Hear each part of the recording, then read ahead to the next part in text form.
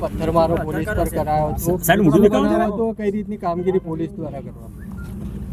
એટલે ચૌધરી સમાજ દ્વારા અહીંયા એમની એક જે જૂની મેટર હતી એને લઈને પોલીસ સાથે સંઘર્ષમાં ઉતરેલા હતા અને લગભગ 2.5 થી 3 કલાક જેટલી પોલીસ દ્વારા એમને સમજાવટ કરવામાં આવી હતી.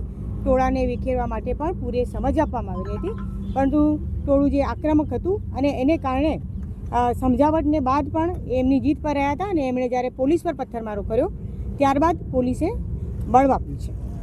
સાહેબ, આ સમગ્ર ઘટનામાં કેટલા પોલીસ કર્મી ઇન્ચાર્જ?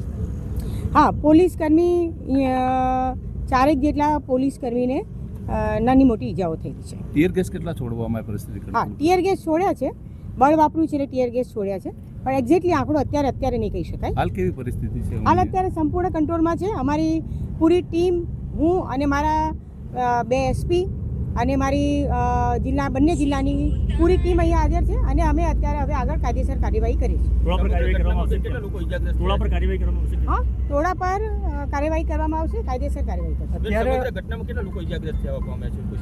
સમગ્ર ઘટનામાં પોલીસના 4 માણસો છે અને બીજા જે ટોળાએ જે પથ્થરમારો કર્યો એમાં પણ એ જ સમાજના જે માણસો છે એવા પણ 4-5 જણા ઇન્જર્ડ થયા.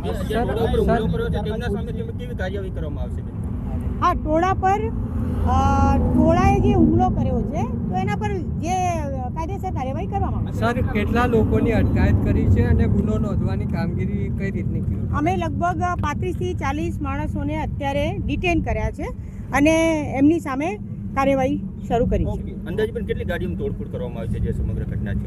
અંદાજે ગાડીઓની તોડફોડમાં તો અમારે હજુ એક્ઝેક્ટલી જોવું પડશે. ઓકે એ અત્યારે